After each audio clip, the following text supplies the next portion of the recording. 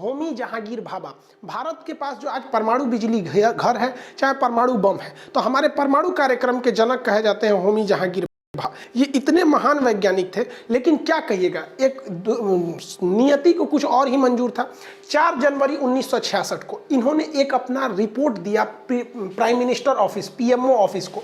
इस रिपोर्ट में इन्होंने कहा था कि अगर आप हमें इजाज़त देंगे भारत के प्रधानमंत्री, तो महज 18 महीने में हम आपको परमाणु बम बना के दे सकते हैं, आपको डरने की ज़रूरत नहीं है। रीज़न क्या है कि 1966 से अगर आप 4 साल पहले जाइएगा तो हम लोग को एक बहुत एक तरफा हार झेलना पड़ा था चाइना की लड़ाई में 1962 में। अगर हमारे पास उस समय परमाणु बम रहता तो हम लोग पटक दे सकते थे, क्योंकि परमाणु शक्ति संपन्न देश से कोई ज़्यादा ऐंठता नहीं है। लेकिन देखिए, इस बात की खबर न प्रधानमंत्री कार्यालय से लीक कर दिया गया, किसी हरामी ने यहाँ से इस खबर को लीक कर दिया गया। और ठीक 20 दिन बाद यानी 24 जनवरी 1966 को यूरोप का एक देश है ऑस्ट्रिया, जिसकी राजधानी है वियना, वहाँ पर एक समझौते, एक सम्मेलन में होमी जहांगीर भाभा जा रहे थे उनकी फ्लाइट से। और ये फ्लाइट अचानक माउंट ब्लांक एक पर्वत है अल्पस के पास, वहाँ इनका जहाज क्रैश कर गया।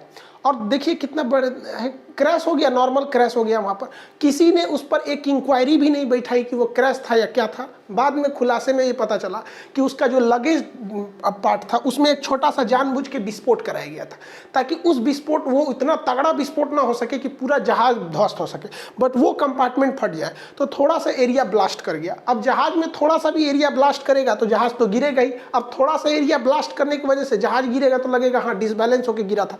तो जिन हाथों में इतनी शक्ति थी कि भारत को 18 महीने में परमाणु बम दे सकता था, उन हाथों का हाल क्या हो गया आप देख सकते हैं। हम क्या बताएं, प्रधानमंत्री कार्यालय से किसने ये लीक किया, हम कैसे बताएं। जो हाथ हमें परमाणु बम दे सकती थी उनके चिथड़े उड़ गए, मांस उठा के लाया गया था, शरीर नहीं लाया गया था।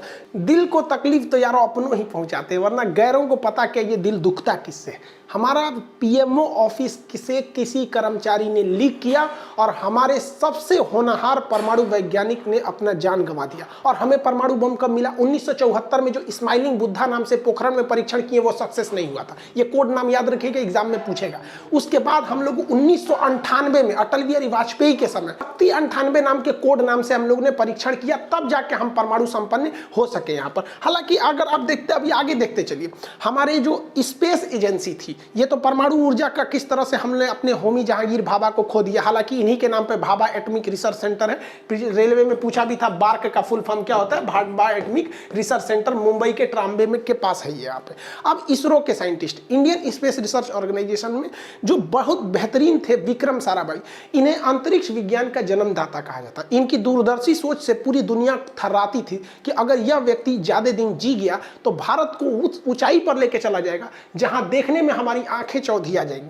तो इनके पीछे भी साजिश रची जाने लगी। और अचानक एक दिन ये अपने रिजॉर्ट में टहल रहे थे तो इनकी लाश पाई गई 1971 में। अचानक कैसे मर गए किसी को पता ही नहीं, रहस्यमयी ढंग से इनकी मौत हो गई। तो एक और परमाणु ऊर्जा को झटका लग गया और एक और हमारी अंतरिक्ष एजेंसी को झटका लगा। कहा जाता है कि ये सारे हमले के पीछे कहीं ना कहीं अमेरिका की CIA का हाथ था। और ये हो भी सकता है, क्योंकि इंटरनेशनल रिलेशन में कब किससे दोस्ती होगी, कब किससे दुश्मनी होगी, कोई नहीं जानता। याद कीजिए 1971 में हम आपको पाकिस्तान पे वीडियो भी बनाए थे 1971 वाला। उस वक्त बताए थे कि वही अमेरिका था जो भारत को परमाणु बम मारने के लिए 7वां बेड़ा भेजा था और पाकिस्तान के फेवर में था। तो इसमें कोई शक नहीं है कि इसमें पाकिस्तान को तो उतना इंटेलिजेंस बेहतरीन नहीं है, लेकिन इसमें CIA का हाथ उस समय बहुत से लोग कह रहे थे कि उस समय अमेरिका भारत के एकदम सख्त खिलाफ था और भारत को वो देखना ही नहीं चाहता था अंतरिक्ष क्षेत्र में और परमाणु क्षेत्र में। जिस तरह से अभी वो ईरान को देखता, उस समय वो भारत को इस तरह से देखा करता था। भाभा एटॉमिक रिसर्च सेंटर के एक और परमाणु वैज्ञानिक थे जिनका नाम था लोकनाथ महालिंगम। इनकी भी अचानक मौत हो गई, नदी में डूबने से मौत हो गई। जबकि एक बेहतरीन तैराक थे, इनकी नदी में डूबने से मौत हो गई, रहस्यमयी ढंग से मौत हो गई। हमारे एक और परमाणु वैज्ञानिक M पद्मनाभन की 2010 में घर में घुस के किसी लोगों ने मर्डर कर दिया, हत्या कर दी। आज तक उसका सबूत नहीं पता चला। हमारे टॉप वैज्ञानिक मारे गए, आज तक कोई कोई सबूत नहीं मिल रहा हम लोग को। डिफेंस और एटॉमिक क्षेत्र के एक बहुत ही युवा वैज्ञानिक, दो युवा वैज्ञानिक के जोशी और आशीष आश्विन, ये दो वैज्ञानिक थे जो छोटे साइज के न्यूक्लियर रिएक्टर पे बहुत वर्क कर रहे थे, जो हमारे परमाणु पनडुब्बियों के काम में आता। अगर ये सक्सेस हो जाती तो ये परमाणु पनडुब्बियां बिना बाहर निकले, देखिए इनको चलने के लिए ना बैटरी की जरूरत होती है। बैटरी चार्ज रहेगा तो ये 6 दिन तक चल सकते हैं सब, लेकिन जब बैटरी डिस्चार्ज हो जाती है तो इन्हें चार्ज करने के लिए ऊपर लाना पड़ेगा। तो आप कहेंगे कि सर सोलर से चार्ज होती है क्या? नहीं बबुआ, ये चार्ज होती है जनरेटर से। जनरेटर का धुआं कहीं से निकलेगा नहीं, अंदर में धुआं कहाँ छोड़िएगा, तो बाहर निकल के ये धुआं निकालते हैं, चार्ज करते हैं। अब बाहर निकल के इन्हें 6-7 घंटे तक इनका जनरेटर चलाइएगा तो एक तो आवाज करने लगेंगे, उस पर से ये सैटेलाइट से देख लिए जाएंगे। तो इसीलिए इसके अंदर एक एटॉमिक पावर प्लांट लगा दिया गया ताकि उसे कोई भी जरूरत नहीं, वो अपने से उसको अंदर वो 6 महीने तक उसे बाहर निकलने की जरूरत ही नहीं, इतना पावरफुल रहता है वो। लेकिन क्या हुआ, इन युवाओं वैज्ञानिक को क्या हुआ, अचानक क्या हुआ, इन लोग का सड़क के किनारे एक रेल दुर्घटना में इनकी लाश पाई गई। पोस्टमार्टम जब रिपोर्ट हुआ तो हमारे वैज्ञानिकों लोग का पता चल रहा है कि नहीं भैया, इन्हें जहर दे के मारा गया था। क्या हो रहा है हिंदुस्तान के साथ समझे में नहीं आ रहा है। हमारे टॉप वैज्ञानिक जिन्हें पढ़ लिख कर इतना मेहनत करते हैं, ये हाल हो जाता है, रेलवे के किनारे कहीं मार दिए जाते हैं। अभी तो हम कुछ नाम बताए आपको, कितना नाम सुनिएगा, श्रीनिवासन, निम्ब्या नारायण, केवल 4 सालों में, इन नामों के अतिरिक्त 4 साल में 2009 से 2014-13 के बीच में हमने 11 होनहार वैज्ञानिकों को खो दिया है। पता नहीं कैसे, कभी उन्हें जहर दे दिया जाता है या कभी मर्डर दिया जाता है। यानी उनके साथ या तो लापरवाही हो रही है या तो उनके साथ अच्छे से सुरक्षा नहीं दी जा रही है। ये हमारा इंटेलिजेंस फेल्योर को दिखाता है। देखिए कुछ देश हमारी विकास की तरक्की को नहीं देख सकते, उनकी आंखों में हम हिंदुस्तानी चुभ रहे हैं, क्योंकि उन्हें वही हिंदुस्तान अच्छा लग रहा था जब इसरो के वैज्ञानिक अपने रॉकेट को साइकिल पे लेके जा रहे थे। इन रॉकेट में जो बूस्टर लगाने थे उन्हें साइकिल पे बांध के ले जा रहा था, और हमारे पास कोई लॉन्च पैड नहीं था। हमने नारियल के पेड़ में बांध के अपने पहले सैटेलाइट को लॉन्च किया था। अरे हम वो हिंदुस्तानी है ना जो हर परिस्थिति में जीना जानते हैं। बैलगाड़ी पे हम लोगों ने अपनी सैटेलाइट को लेके आए थे, बैलगाड़ी पर लेके, लेकिन ये वो एक दूसरा वक्त था। लेकिन हम कभी रुके नहीं, और ना ही हम किसी दूसरे पे मतलब दूसरे से चिढ़ रहे थे या नहीं। हमें पता था कि आज नहीं तो कल हमारी मेहनत रंग लाएगी, और आज के वक्त में यही हमारा इसरो है जो पूरी दुनिया को, नासा अपना सैटेलाइट देता है कि ये इसरो छोड़ दीजिए। अरे यही वो इसरो है जिसमें नासा हंस रहा था कि ये साइकिल और बैलगाड़ी से चांद तक पहुंचने वाले हैं। अरे तुम एक बार अपनी विकिपीडिया पे सर्च करो कि चांद पर पहली बार पानी खोजने वाला कौन देश था, तो हमारा हिंदुस्तान था। मंगल ग्रह पे पहली बार में पहुंचने वाला कौन देश था, तो हमारा हिंदुस्तान था। कोई चाइना, जापान, अमेरिका, रूस, वियतनाम, ये लोग कभी नहीं पहुंच सकते थे। ये वही साइकिल वाले हैं लोग। अमेरिका ने हमें क्रायोनिक इंजन नहीं दिया। 1992 में रूस हमें क्रायोनिक इंजन दे रहा था, लेकिन अमेरिका ने कहा कि अगर रूस तुम भारत को क्रायोनिक इंजन दे दोगे तो हम तुम पे प्रतिबंध लगा देंगे। तो रूस अपने बचने के लिए हमें वो क्रायोनिक इंजन नहीं दिया, जिस वजह से हमारा परमाणु कार्यक्रम थोड़ा सा लेट हो गया। लेकिन कोई बात नहीं, हमारे रास्ते में अगर तुम गड्ढे खोदोगे ना तो हम छलांग मारना जानते हैं। यही छलांग मारा इसरो ने। एक साथ 104 सैटेलाइट को अंतरिक्ष में लॉन्च कर दिया। 104 उपग्रहों को लेकर हमारा इसरो का रॉकेट अंतरिक्ष में, और शान से तिरंगे की लहराते हुए पूरी दुनिया देखती रह गई कि 104 सैटेलाइट लॉन्च किए।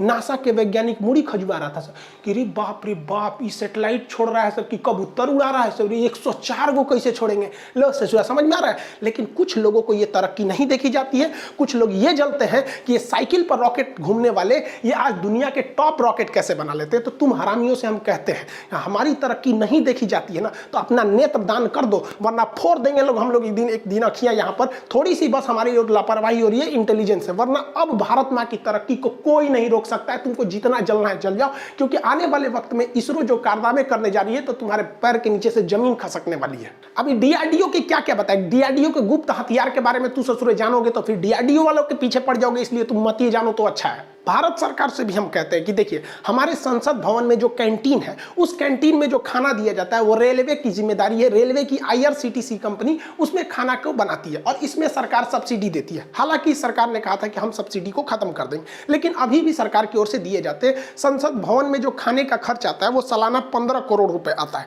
हम ये किसी भी तरह से ये गलत नहीं है, और ये बहुत बड़ी राशि नहीं है एक देश के लिए 15 करोड़ रुपए का खाना देना।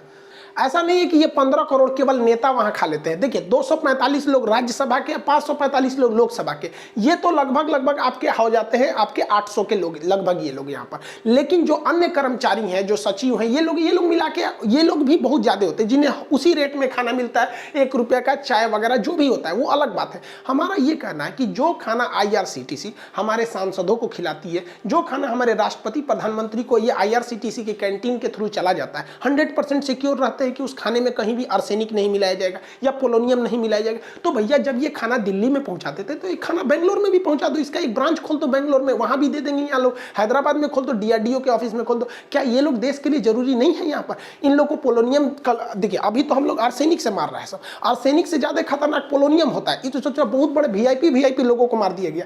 इजराइल और फिलिस्तीन विवाद को सॉल्व करने में सबसे महत्वपूर्ण भूमिका यासिर अराफात मतलब निभा रहे थे, लेकिन इन्हें पोलोनियम देके मार दिया गया। और सबसे खराबी क्या है कि ये दोनों इतने टॉक्सिक, इतने खतरनाक होते हैं कि बहुत कम चांस है ये बचने का, और इनका पता भी नहीं लगाया जा सकता कि इसमें मिलाया गया है या नहीं मिलाया गया। तो आप ऐसे किसी नॉर्मल को थोड़ी छोड़ सकते हैं कि हमारे वैज्ञानिक को कोई चटनी में आर्सेनिक मिला के दे दे रहा है। ऐसा नहीं होना चाहिए, खुद समझना चाहिए। और एक तरह से ये उनका बहुत बड़ा योगदान है। उन वैज्ञानिक तपन मिश्रा जी के लिए भी धन्यवाद करते हैं कि जो आपने इस चीज को दुनिया के आगे लाया, ताकि हम लोग भी इसे उठा सके और सरकार इसे जिम्मेदारी से ले सके। और इंटेलिजेंस वाले आप लोग के लिए भी है कि भैया आप इन लोग को थोड़ा सा ध्यान से देखिए, क्योंकि बिना टेक्नोलॉजी के आप देश आगे नहीं जा सकता। आप अगर देश में देखेंगे तो NSG जैसे बेहतरीन कमांडो क्या नेताओं के लिए होते हैं बस? क्या हमारे जो साइंटिस्ट है इनकी फैमिली को कोई खतरा नहीं है? आपको क्या लगता है कि आप परमाणु बम बनाए, अमेरिका नहीं पीछे पड़ा होगा? या उस वक्त जो लोगों ने मतलब आप देखिए ईरान के परमाणु वैज्ञानिक को मरवा दिया गया कि नहीं मरवा दिया गया, उतनी सेफ्टी के बावजूद। तो हमारे देश में एक खराबी क्या है ना, कि जब तक बोझ नहीं पड़ता है ना, तब तक हम जगते ही नहीं है। चाइना उधर से हमला करने के लिए आ गया गलवान में, तो हम जल्दी जल्दी हथियार खरीदते हैं। ये हमारी आज की टेंडेंसी नहीं है, ये केवल हमारे नेताओं में नहीं है, सब में है। स्टूडेंट में भी यही है, जब तक टाइम टेबल नहीं आता है तब तक उनको समझ में नहीं आता कि भैया पढ़ना चाहिए। टाइम टेबल आते हैं, सोच रहा आइंस्टीन बनने लगता है सर, टाइम टेबल बनाएगा, सुबह 4 बजे उठेंगे, 4 से 6 ये पढ़ेंगे, 6 से 3 ये पढ़ेंगे, ऐसा टाइम टेबल बनाएगा जैसे लगता है मिलिट्री का रूल है, कहीं हमला करने जा रहा है, 2 दिन से ज़्यादा फॉलो नहीं करें। ये हमारे अंदर एक ट्रेंड बनते जा रहा है। लेकिन हर जगह ये लापरवाही अच्छी नहीं होती है, इनकी सुरक्षा सर्वोपरि होनी चाहिए। चाहे वो DRDO के साइंटिस्ट हो, इसरो के साइंटिस्ट हो, इन्हें परम सुरक्षा देनी चाहिए और इनके मनोबल को बढ़ाना चाहिए और आत्मसम्मान इनमें इतना बढ़ाना चाहिए कि जब ये जाए तो इनके साथ भी कमांडो। हमारे यहाँ मामूली बॉलीवुड से कोई हीरो हीरोइन आते हैं तो हटो हटो हटो साइड करो, हमारा वैज्ञानिक बेचारा चुपचाप चला जाता है। कोई उसे ट्रेन में मार देता है, कोई घर में घुस के मार देता है, कोई नदी में गिरा के मार देता है, कोई चटनी में जहर मिला के मार डालता है यहाँ पर। तो क्या हमारे सेलिब्रिटी से भी नीचे हो गए ये लोग? इन लोग को इतना सम्मान देना चाहिए कि कम से कम जो भारतीय वैज्ञानिक विदेश में चले गए, और उन हरामियों को भी कहते हैं कि जो अमेरिका से आके, और ये तपन साहब को कह रहे थे कि तुम भारत में मिल जाओ, अरे यार तुम हिंदुस्तान में थे कि पड़ोसी के औलाद थे? यहाँ पर हम हिंदुस्तानी लोग बचपन में इस मिट्टी